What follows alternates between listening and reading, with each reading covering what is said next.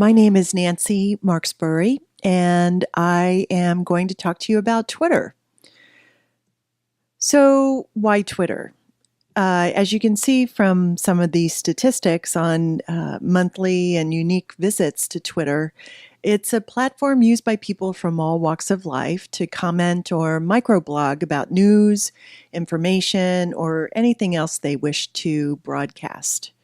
So I had to pick some really provocative tweets for you to enjoy for a moment. I'm sure you've heard about some of the issues that are brought up in these tweets.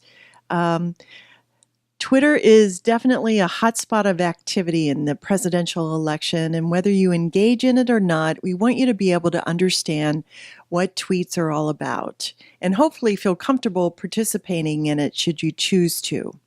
So in this very short presentation, I hope to help you understand what Twitter is, how it works, and why it's important for us to be able to navigate, communicate, and participate in it, and understand who and how things happen within Twitter. So what is a tweet? Twitter's aim is for users to respond to the question, what's happening, in 140 characters or less.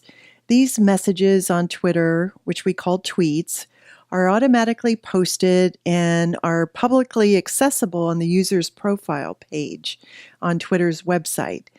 Tweets are a public version of Facebook's well-known status update function, if you're familiar with Facebook. But one main difference is that tweets provide public awareness of all users on the medium rather than being restricted to only one's friend. So when you write a tweet, if anybody else that sees your tweet can retweet it or repost it, and we use the pound sign or the hashtag to categorize subjects within a tweet. Here are some other provocative tweets. You'll probably remember the kind of ugly argument between Ted Cruz and Donald Trump, and Edward Snowden is very prevalent on Twitter, even though he isn't in the country.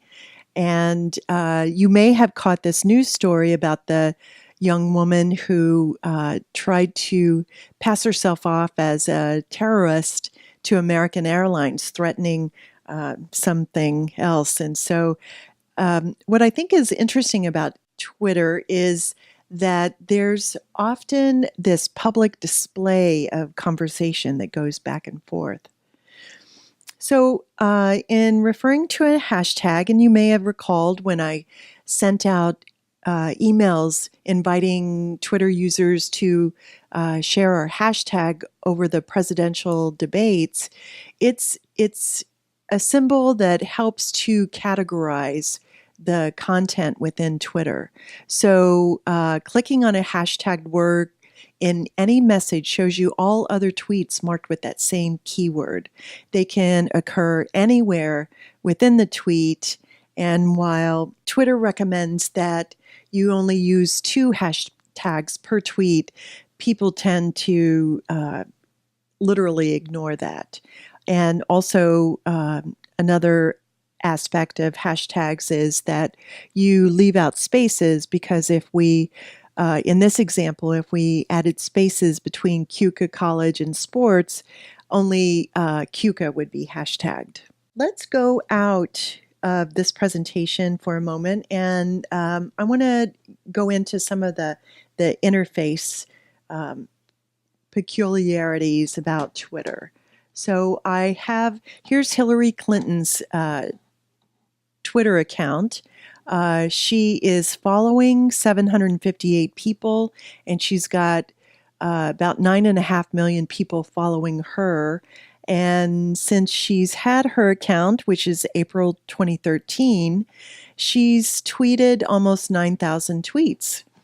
And so today is October the 7th, and this will definitely change by the time that you're able to access this presentation.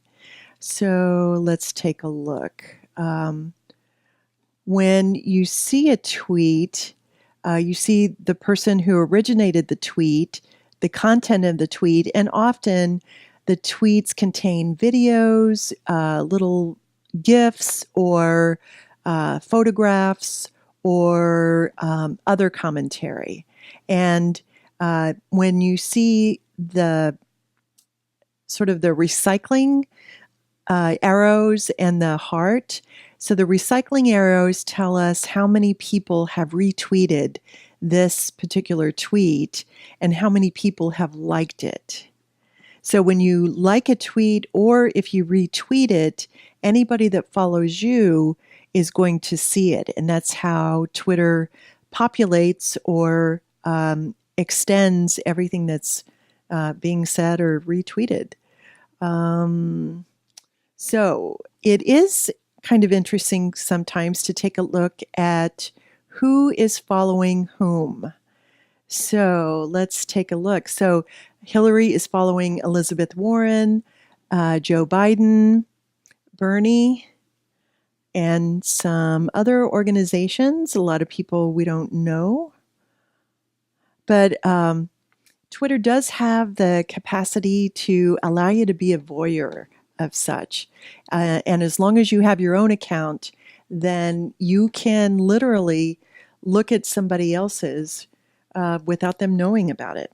So let's take a look at Donald Trump's account. So if you're watching the news, you can't help but be aware of Trump's Twitter activity. He's following 41. He's made over 33,000 tweets, and he's got over 12 million followers, which is pretty impressive. So here is this his latest one. So often Twitter will put the most popular tweet up on top. So this has been liked by 32,000 or retweeted by 12,000. And unlike other candidates, I think Donald Trump does do his own tweeting. As you know, most recently there was a news about both he and Hillary Clinton tweeting at odd hours of the wee morning, and lots of speculation about that. So these all look like pretty positive, appropriate kinds of tweets. And as an account owner, you do have the capability of deleting tweets. But if you've got a tweet out there that someone has retweeted, that deleted tweet isn't completely gone forever. The one challenge, in order to go visit someone's account, you do have to have your own Twitter account. Back to our hashtag that we use for the presidential debates, with another debate yet to go, we'll have more tweets within our own circle, but this is kind of if you were to search on a hashtag in Twitter's search bar, this is how you would see it. And as I mentioned, if you just type in a name, a subject, literally anything in Twitter's search bar, you will be directed to a short list of people who might match that. And then to follow them, you just click the follow button. Twitter has gained something of a reputation as being a tool for social change after its prominence in the disrupted Iranian elections in 2009, the Arab Spring of 2011, and as a growing piece of the political discussion in this country. Key to this has been Twitter's universality. A tweet from Tehran or Cairo can appear to anyone around the world. Twitter has been used to cover disasters, natural and otherwise, and as a journalistic outlet for common citizens, in that it leverages times when the internet is unavailable or intentionally taken offline. Another use for Twitter that is kind of novel is with respect to healthcare. So healthcare professionals are exploring Twitter's affordances. This is a simple blog post listing, I think, 140 healthcare uses for Twitter. So further down in the list, there are some really interesting ideas. For example, the author says issuing asthma alerts in different locations, reporting medical device malfunctions, and then connecting the technicians who work with those medical devices, connecting them directly with the manufacturers. That's brilliant, I think. Post discharge patient consultations and follow up care. There's more that can be done. So, the way we are using Twitter in my classroom is we are utilizing social network analysis. So, social network analysis borrows from sociology and from network theory to look at how people form these connections, particularly in social media websites like Twitter, like Facebook, with the prevalence of mobile devices and the access to social networks. These connections become much more visible. Because Twitter has the potential to increase our awareness of others and to augment our sphere of knowledge, tapping us into a global network of individuals who are passionately giving us instant updates on topics and areas in which they're knowledgeable or areas that they're participating in real time makes Twitter a really interesting place to observe and conduct research. In social network analysis, it's really all about relationships.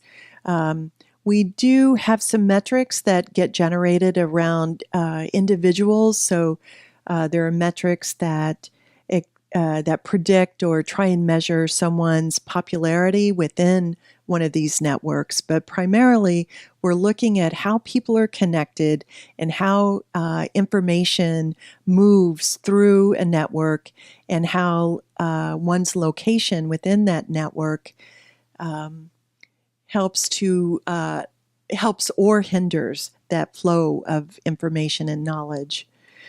Why relationships? Because they're building blocks of the social world. There are patterns of connections within, among people, within groups, or even websites or documents. Social network analysis is between people, not really about the individual, and it has the capacity to capture some of the complex interdependencies. So my students will be bringing in, if not this week, very soon, an analysis that they're performing around hashtags or conversations around the presidential campaign. And so they'll be talking about the vertices or nodes, which are the people, and the lines that connect them are edges or links. And we'll be exploring in great detail some of these really fascinating stories. Another way to think about network analysis is using words that you probably are quite familiar with when you talk about a friend of a friend. That comes from network analysis. 6 degrees of separation. We look at who's popular, who's influential, who are the gatekeepers, and who plays the role of a bridge spanner that connects people that may not otherwise get connected. And the concepts that or language we'll be using in our analyses have to do with the nodes that are people or accounts, their connections, edges or ties, those things, the number of ties, the number of reach outs, or in the case of Twitter, the number of direct mentions or replies can also be represented in a matrix format, and self-loop. So if you, for example, if you email yourself a note, remember to buy thus and such or whatever, if we did a network analysis of your email, that would be a self-loop because you've just made a circle by emailing yourself or mentioning yourself within a tweet. So network analysis does have a lot of cross-disciplinary value. Um, Maybe you've heard of the famous article from Mark Grenovetter, who proved that you are more likely to get a job through someone with whom you have a weak tie as opposed to a strong tie. And that has to do with, those people that are in your inner circles that you may have a strong connection to. You're likely to have the same information sources, many of the same friends, but it's the person that you may just have gotten to know from public transportation or a civic organization or whatever. That person has information sources that you may not otherwise have access to. And so the strength of weak ties is a very famous concept that we'll also talk a lot about. Being promoted can also be predicted by doing a network analysis. When the Ebola outbreak was happening, people were using network analysis to try and find where the hotspots were. Or if you are trying to figure out how an innovation is proliferates through, say you have a group of doctors and there's a a new practice or a new procedure. There have been studies that actually map how doctors are connected within their professional organizations and their level of connection. Are they sort of aware of each other, or are they very much in contact? And that has a direct impact on how quickly you're likely to adopt that innovation. I hope this has been helpful. You'll find in this unit also very explicit instructions on how you can get started with your own Twitter account. We're here to help you. If you want to reach out and say, hey, I'm not really sure how to do this, I'd be happy to help you. And more importantly, I hope to see you part of this conversation and a part of others on Twitter. Thanks very much.